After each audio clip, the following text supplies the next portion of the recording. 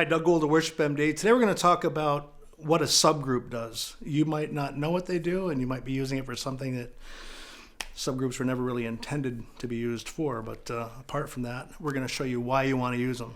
Let's say you have a 32-channel mixer like the one behind me, and there's 8 drum mics, and there's 4 guitars, and there's 10 vocalists.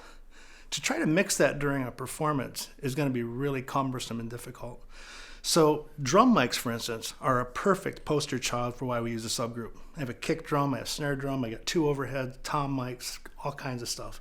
And I want to put those into a subgroup, and with one fader, I can control the whole level of that entire drum set without having to control 6, 7, or 8 faders. Much easier to control. So when you get your vocal up and your rhythm sections coming up, I can ride those drums in and out as I need to bring them up just to the right level without having to worry about a bunch of them. Same thing with vocals, same thing with keyboards, same thing with guitars. The more subgroups I have, the more things I can arrange into those subgroups.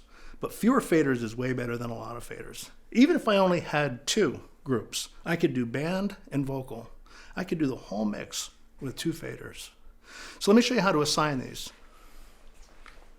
We've got 32 channels here of elements in the mix. I've got drums, I've got guitars, I've got organs, pianos, synthesizers. I've got 12 tracks of just vocals. And while they're performing live, it's going to be very hard for me to control the relationship of all those things at once. So what I recommend doing if you have subgroups on your mixer is using subgroups. And it's much easier to mix with fewer faders than it is with a lot. So how do I get there?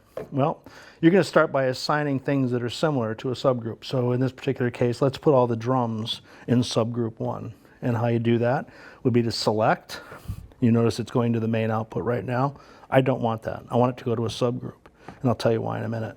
So kick drum 1 is on subgroup 1. Kick drum 2 is on subgroup 1. The clap. We're going to put the cymbal on subgroup 1. We're going to put the hi-hat subgroup 1, and we're going to put our tambourine on subgroup 1. You might even want to put loop percussion on there too. I've got a loop here with some percussive backgrounds, and I could actually put that on the subgroup if I want to too. So now all of these are on subgroup 1. Now I go over to subgroup 1, which is my drum subgroup, and I'm going to select that, and you notice that I have that to main. So that's the flow. The channel goes to the subgroup goes to the main output. So as you can see, it's a pretty simple process to assign things to a subgroup, and then by utilizing smaller group of faders, I have a much easier time of mixing things, getting the sound the way I need it to.